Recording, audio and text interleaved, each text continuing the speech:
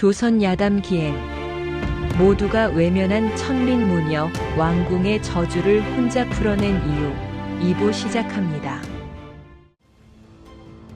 신라시대 뛰어난 신기를 가졌지만 천대받던 무녀 월명은 의문의 저주로 죽어가는 진성 여왕을 살리기 위해 궁에 들어가 여왕의 침전 바닥에 숨겨진 저주 인형을 찾아냅니다.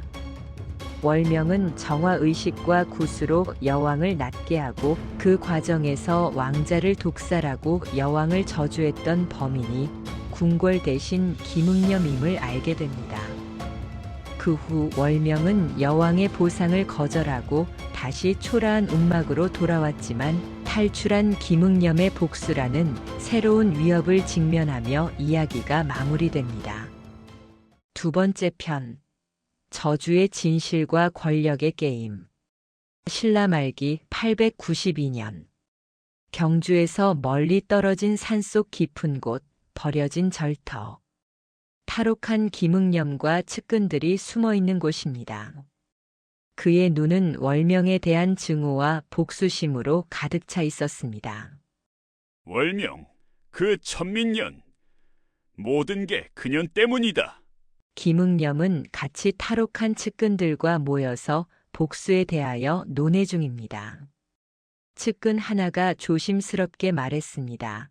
대감마님, 이제 어찌하시겠습니까?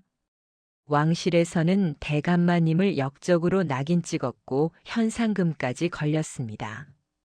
김응념이 소리쳤습니다. 나는 모든 걸 잃었다. 권력, 재산, 명예. 이건 모두 그년 때문이다. 그년을 없애야 한다. 그년만 없으면. 김응념이 계획을 세우기 시작했습니다. 그년은 왕실의 도움도 거절하고 움막에서 살고 있다 들었다. 그는 월명을 직접 죽일 수는 없었습니다. 그건 너무 위험하다 생각합니다. 월명의 평판을 떨어뜨려야 한다. 사람들이 그년을 두려워하게 만들어야 돼. 그년이 사악한 요술을 쓴다는 소문을 퍼뜨려라. 여왕을 조종하려 한다는 소문도 같이. 측근들은 불안했지만 그를 따를 수밖에 없었습니다. 그들도 이미 김응념과 같이 역적의 일당으로 낙인 찍혀 있었기 때문입니다. 며칠 후 경주시장에서 이상한 소문이 퍼지기 시작했습니다. 월명이라는 무녀가 사악한 요술을 쓴다더라. 그 무녀에게 가면 오히려 저주를 받는다더라. 처음에는 소수만 믿었지만 소문은 점점 퍼져나갔고 보수적인 귀족들 사이에서 이 소문은 빠르게 확산되었습니다. 그들은 천민무녀가 왕실에 영향력을 행사하는 것을 결코 좋아하지 않았기 때문입니다. 보름이 지나자 소문은 경주 전역에 퍼졌고 월명을 찾는 사람들의 발길이 뚝 끊겼습니다. 예전에는 매일같이 도움을 청하던 사람들이 이제는 월명의 움막을 멀리서 보기만 하고 돌아갔습니다. 시간이 지날수록 상황은 점점 더 나빠졌습니다. 월명을 본 사람들이 서로 수군거리고 아이들은 그녀를 보고 도망쳤습니다. 어느 날 월명이 시장에서 약재를 사려고 하자 상인이 고개를 저으며 물건을 팔 수 없다고 말합니다. 월명은 너무 놀라 이유를 물어보았습니다. 무녀님께 물건을 팔면 가게에 저주가 내린다는 소문이 그래서 안 됩니다. 월명은 더 이상 말하지 않고 돌아섰습니다. 그녀의 뒤에서 사람들의 수군거리는 소리가 들려왔습니다. 저 여자 때문에 왕실이 혼란스럽다더라. 천민 주제의 여왕을 조종한대. 월명은 아무렇지 않은 척했지만 가슴 깊은 곳에서는 슬픔이 차올랐습니다. 그날 밤 월명은 혼자 제단 앞에 앉아 기도했습니다. 신령이시여, 제가 무엇을 잘못했나이까? 제가 가는 길이 틀린 것이옵니까? 시간이 지날수록 소문이 더 크고 빠르게 퍼졌습니다. 며칠 후 한밤중 귀화 부인이 월명의 움막을 찾았습니다. 그녀의 얼굴에는 미안함이 가득해 보였습니다. 귀화 부인이 고개를 숙이며 마마께서 당분간 무녀님과 거리를 두어야 한다고 하십니다. 그리고 마마께서 이것만은 꼭 전하라고 하셨습니다. 귀화 부인이 작은 보자기를 건네주었습니다. 그 보자기 안에는 여왕의 옥비녀가 들어 있었습니다. 저는 마마를 원망하지 않는다고 전해주십시오. 귀화 부인이 떠난 후 소리개가 분노에 떨었습니다. 소리개야, 화를 내봐야 소용없어. 세상은 원래 이런 곳이란다. 우리는 우리 길을 가는 거야. 그때 해명 스님이 은밀히 월명을 찾아왔습니다. 스님은 식량과 약재를 가지고 왔습니다. 나는 왕실에 계속 자네의 결백을 주장하고 있네.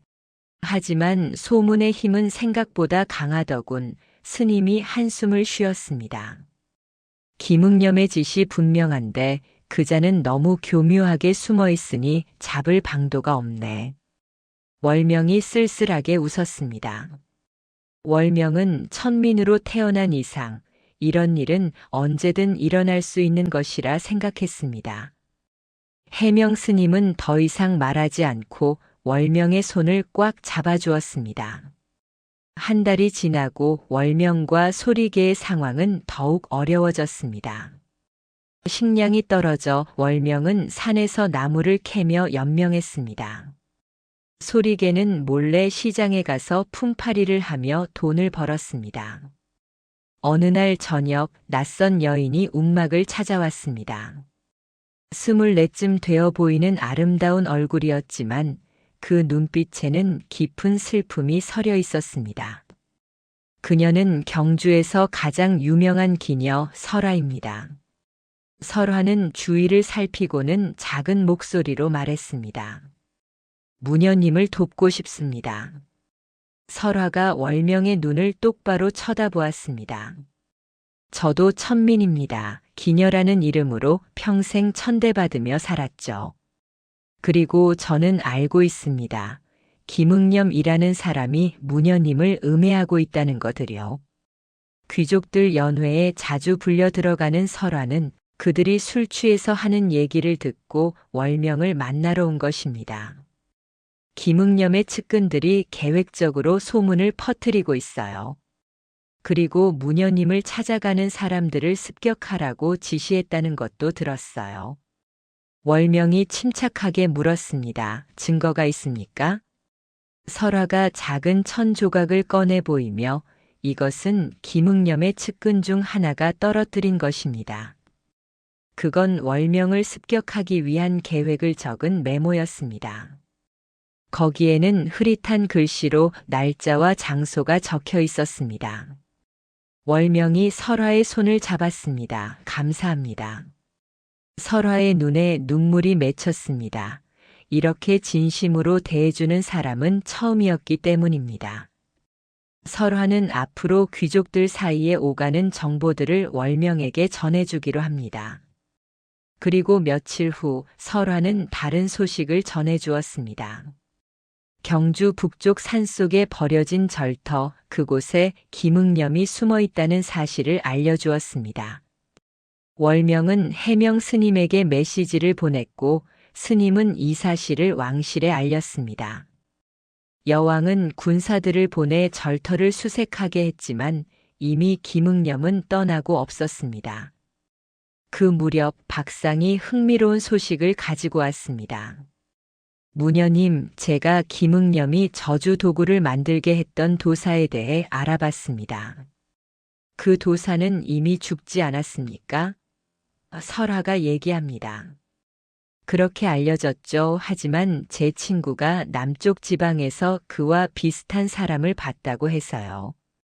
만약 그 도사가 살아있다면 그는 김응념의 죄를 증언할 수 있을 거예요. 월명은 결심했습니다. 그 도사를 찾아야겠습니다. 하지만 남쪽은 월명의 움막에서 열흘 이상 걸리는 거리였습니다. 월명은 남쪽 지방으로 그 도사를 찾아가기로 결정하고 준비가 시작되었습니다.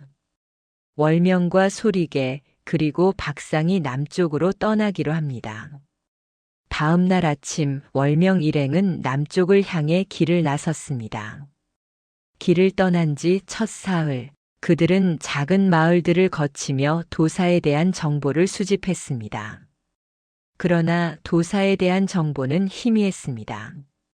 이튿날 그들은 더 외진 산길로 접어들었습니다. 박상은 외진 산길이라 주변을 경계하며 걸었습니다. 바로 그때였습니다. 앞쪽 숲에서 갑자기 화살이 날아왔습니다. 모두 재빨리 몸을 숨겼고 화살이 나무에 꽂히는 소리가 날카롭게 울렸습니다. 그 순간 숲에서 자객 여러 명이 나타났습니다. 그들은 모두 검은 천으로 얼굴을 가리고 있었습니다. 무녀는 우리가 맡을 테니 나머지는 처리하라. 우두머리로 보이는 자가 지시했습니다. 박상은 자객들과 맞섰고 칼과 칼이 부딪히는 날카로운 소리가 산속에 울려 퍼졌습니다. 월명은 자객 우두머리와 대치하며 김응념이 보낸 사람들인 것을 확신합니다. 자객은 월명에게 칼을 휘둘렀고 월명은 재빨리 피했지만 칼은 팔을 스치고 지나갔습니다. 자객은 계속 공격했고 월명은 계속 피했지만 좁은 공간에서 오래 버틸 수는 없었습니다. 바로 그때 월명이 품 안에서 부적을 꺼내 불에 태웠습니다. 부적이 타오르며 밝은 빛을 발했고 자객이 눈이 부셔 잠시 멈칫하는 순간 박상이 달려와 자객을 공격했습니다. 그 사이 월명과 소리개는 몸을 피하고 박상과 자객 우두머리가 치열하게 싸웠습니다. 절체절명의 순간, 갑자기 숲의 다른 쪽에서 군사들이 나타났습니다. 왕실의 군사들이었습니다. 자객들은 예상하지 못한 상황에 당황을 했고 도망치기 시작했습니다.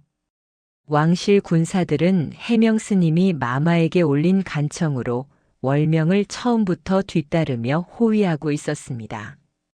월명은 여왕님과 해명스님이 여전히 자신을 지켜주고 있었다 생각하니 안심이 되었습니다. 그 후 왕실 군사들의 호위로 월명 일행은 남쪽으로 안전하게 이동할 수 있었습니다. 엿새가 더 지나 월명 일행은 마침내 남쪽의 작은 어촌 마을에 도착했습니다. 월명 일행은 도사를 수소문하기 시작하였고 마을 사람들 얘기로는 한 달 전부터 수상한 사람이 마을 외곽 폐가에 살고 있다는 것입니다. 월명 일행은 폐가를 찾아갔습니다. 무너진 담장과 덩굴로 뒤덮인 낡은 집. 월명이 문을 두드립니다. 한참이 흐른 후 문이 조심스럽게 열렸고 수척한 얼굴의 남자가 나타났습니다. 그는 예전에 왕궁에서 의식을 거행했던 장무극이었습니다. 장무극의 얼굴이 창백해졌습니다. 어떻게 나를 찾았소? 김응념이 당신을 보낸 거요? 장무극이 의심스러운 눈초리로 월명을 바라보았고 월명이 차분하게 말했습니다. 당신은 김응념의 지시로 여왕을 저주하는 도구를 만들었고 그리고 김응념이 당신을 죽이려 해서 여기까지 도망쳤다는 거 압니다. 그리고 월명은 장무극에게 김응념의 죄를 밝히는 증언자로 나서달라고 설득하였습니다. 그는 김응념 때문에 극심한 공포와 악몽으로 괴로운 날들을 보냈고 더 이상 이렇게 살 수 없었습니다. 장무극은 골똘히 생각하다 왕실이 보호해주는 조건을 걸고 증언을 하기로 합니다. 김응념은 장무극에게 막대한 금을 주며 여왕을 저주하는 도구를 만들어 달라 부탁했고 그는 어쩔 수 없이 당나라의 고대 사수를 이용하여 저주 인형을 만들었다고 말하였습니다. 여왕의 머리카락과 피, 침전에 저주 도구를 숨긴 것은 모두 김응념이라고 증언했습니다. 장무극은 깊은 곳에서 보따리를 하나 꺼내어 펼쳐 보였습니다. 그 안에는 김응념이 쓴 서신과 금이 들어 있었고 월명이 서신을 펼치니 김응념의 필체로 쓰인 글씨가 선명하게 보였습니다. 김응념 본인이 직접 쓴 영모의 증거. 이것은 결정적인 증거였습니다. 군사대장은 장무국을 경주까지 안전하게 모시겠다 하였습니다. 장무국은 마침내 안도의 한숨을 쉬었습니다. 그간의 공포가 끝나는 순간이었습니다. 월명 일행은 왕실 군사들의 완벽한 호위를 받으며 경주로 향했습니다. 열흘의 여정 끝에 월명은 경주로 돌아왔습니다. 월명의 움막은 그대로였지만 그 주변에는 돌이 던져진 자국, 욕설이 적힌 나무판 등이 보였습니다.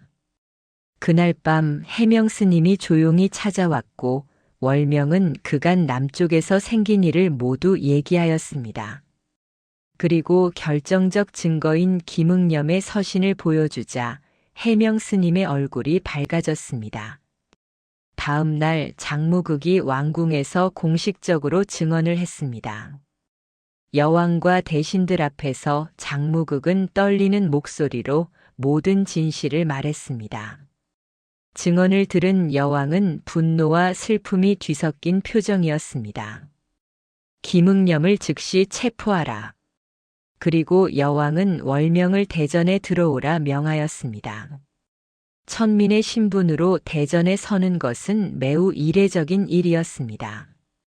여왕은 월명에게 이 모든 일에 대한 감사를 표했고 월명에 대한 모든 소문과 비방을 금지한다라고 명했습니다.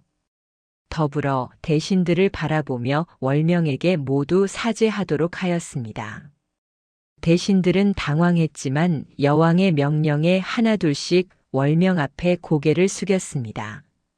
월명은 사과를 받아들이는 것도 거부하는 것도 아니었습니다. 그저 무표정하게 바라볼 뿐이었습니다. 장무국의 증언 이후 왕실은 김응념을 잡기 위해 전국에 수배령을 내렸습니다. 현상금도 큰 금액으로 책정되었습니다. 하지만 김응념은 교활했고 여러 곳을 떠돌며 추적을 피했습니다. 어느 날 설화가 급히 월명을 찾았습니다. 김응념이 지금 경주 어딘가에 있다는 소문입니다. 자기가 직접 문현님을 죽이겠다고 선언을 했답니다. 월명은 박상과 해명 스님에게 연락했고 그들은 즉시 움막으로 달려왔습니다. 해명 스님은 월명에게 황룡사에서 머물 것을 권하였지만 월명은 거절합니다. 월명은 담담하게 말합니다. 김응념은 저를 잡기 위해 반드시 올 것입니다.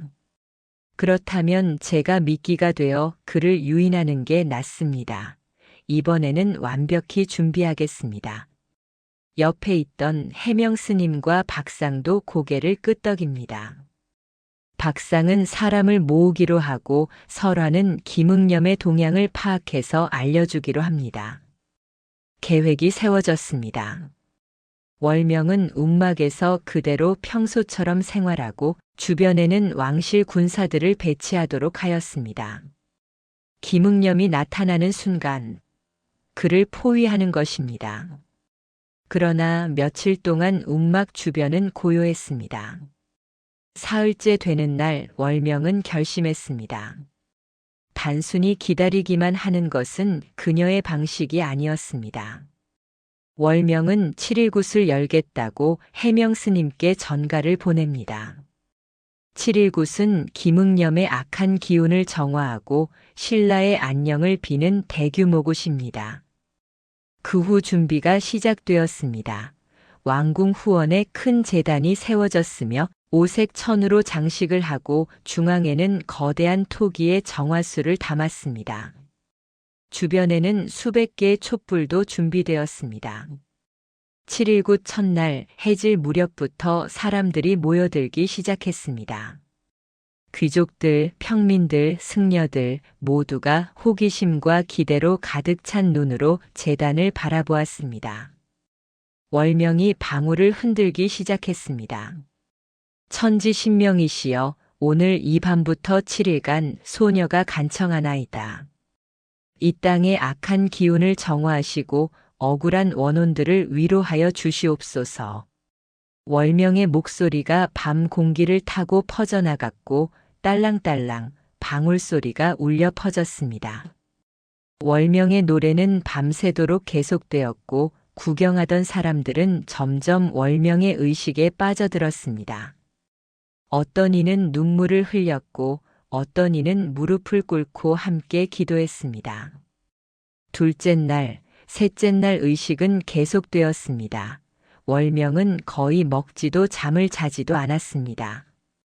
사람들 사이에서 소문이 퍼졌습니다. 월명 무녀의 굿은 진짜다.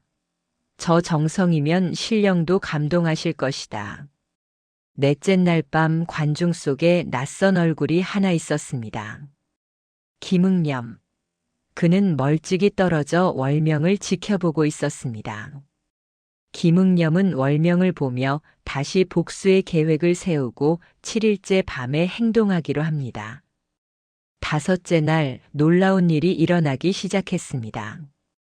평민들이 자발적으로 제단 주변을 지키기 시작한 것이었습니다. 처음에는 소문에 속아 월명을 비방했던 사람들이 지난 며칠간 월명의 진심 어린 의식을 보며 마음이 변한 것입니다. 그 후 점점 더 많은 평민들이 모여들어 주변에 둘러앉아 월명을 보호하기 시작했습니다. 여섯째 날 더 놀라운 일이 일어났습니다.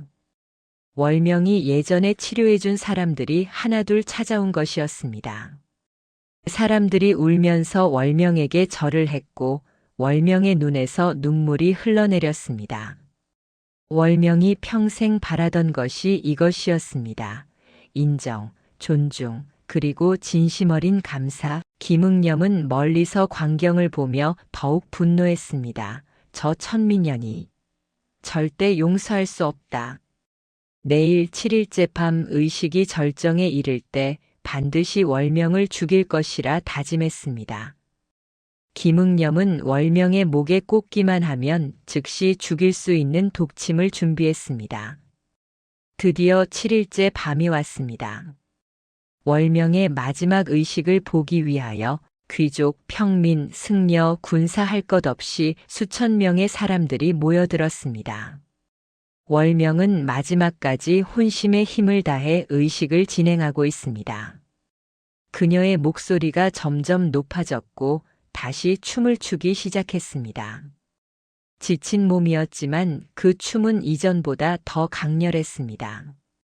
바로 그때 군중 속에서 검은 그림자가 빠르게 월명을 향해 움직였습니다.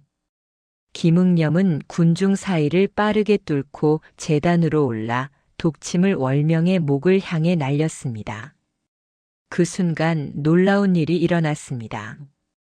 갑자기 강한 바람이 불어왔고 바람은 독침의 방향을 바꿨습니다. 독침은 월명의 목을 비껴나가 땅에 떨어졌습니다.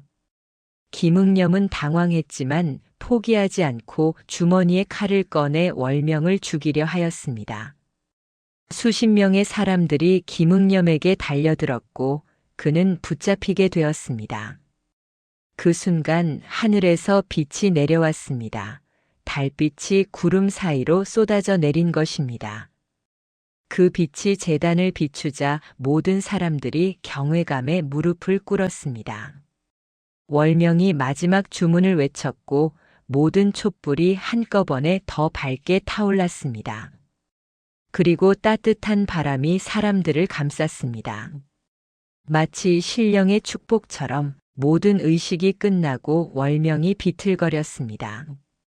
하지만 그녀는 미소를 지었습니다. 해냈다. 모든 것을 해냈다. 다음 날 월명은 궁궐 뒤편 연못가에서 물을 바라보고 있었습니다. 그때 대신 여러 명이 그녀를 찾아왔습니다. 그들은 모두 진골 귀족으로 평생 천민을 내려다보며 살아온 사람들이었습니다. 대신들이 한 명씩 월명에게 사과했습니다. 월명은 진심이 없는 사과는 받지 않겠다고 단호하게 말했습니다. 여러분들의 눈을 보니 여전히 천민을 보는 눈빛, 그런 사과를 받아서 뭐 하겠습니까? 월명이 그들을 지나쳐 걸어갔고 대신들은 그녀의 뒷모습을 멍하니 바라보았습니다. 그날 밤 여왕이 월명을 침전으로 불렀고 그곳에는 귀화 부인이 같이 있었습니다. 월명이 앉자 여왕이 직접 차를 따라 주었습니다. 이것은 매우 이례적인 일이었습니다. 여왕이 월명의 눈을 똑바로 보며 말했습니다. 왕실의 무녀가 되어다오. 진골의 자귀를 주겠다. 그리고 큰 저택과 하인들, 그리고 충분한 재물도 너에게 주겠다. 평생 편안하게 살 수 있을 것이다. 월명은 대답하였습니다. 저는 왕실의 무녀가 아니라 백성들의 무녀이고 싶습니다. 마마, 저는 평생 천민으로 살았습니다. 저는 가난한 사람들의 고통을 압니다. 저는 그 사람들과 함께 살고 싶습니다. 제가 왕실의 무녀가 되는 순간 저는 더 이상 그들의 편이 아니게 됩니다. 여왕은 월명의 말을 이해했습니다. 신분의 벽은 그렇게 높았던 것입니다. 여왕은 재물이라도 주겠다고 월명을 설득하였지만 월명은 그 또한 거절하였습니다. 다음 날 월명과 소리개는 왕궁을 떠나 움막으로 돌아옵니다. 한 달 후 김응념의 처형일이 왔습니다. 시장 한복판에 사형대가 세워졌고 수많은 사람들이 모여들었습니다. 집행관의 칼이 들어올려졌고 김응념은 눈을 감았습니다. 김응념의 생은 끝났고 그가 걸었던 모든 저주도 끝났습니다. 3년이 흐른 어느 가을날 경주 외곽의 작은 마을, 월명과 소리개는 여전히 같은 움막에서 살고 있었습니다. 아픈 사람, 힘든 사람, 많은 사람들이 월명을 찾아왔습니다. 월명은 여전히 모든 요청에 성심껏 응했고 어떤 일에도 돈을 받지 않았습니다. 다만 사람들이 자발적으로 주는 쌀이나 나물로 생활을 했습니다. 저녁이 되자 마을에서 작은 축제가 열렸습니다. 추수가 끝난 것을 기념하는 축제였고 사람들이 모여 음식을 나누고 노래를 불렀습니다. 월명과 소리개도 참석했습니다. 사람들은 그녀들을 따뜻하게 맞이하였습니다. 사람들이 웃으며 말했습니다. 무녀님 덕분에 올해 풍년이었어요. 밤이 깊어갔고 월명은 별이 빛나고 있는 하늘을 올려다보았습니다. 월명은 나지막히 말했습니다. 나는 행복하다. 가난하지만 천민이지만 나는 행복하다. 해가 지는 어느 날 월명은 산속 제단으로 올라갔습니다. 그곳은 그녀가 자주 기도하러 오는 곳입니다. 제단에 정화수를 떠놓고 촛불을 켰습니다. 월명은 조용히 기도를 시작합니다. 천지신명이시여, 오늘도 감사드립니다. 제게 이런 삶을 주시고 또한 이 길을 걷게 하셔서 바람이 불어왔습니다. 나뭇잎이 바스락거리며 월명의 긴 머리가 바람에 날렸습니다.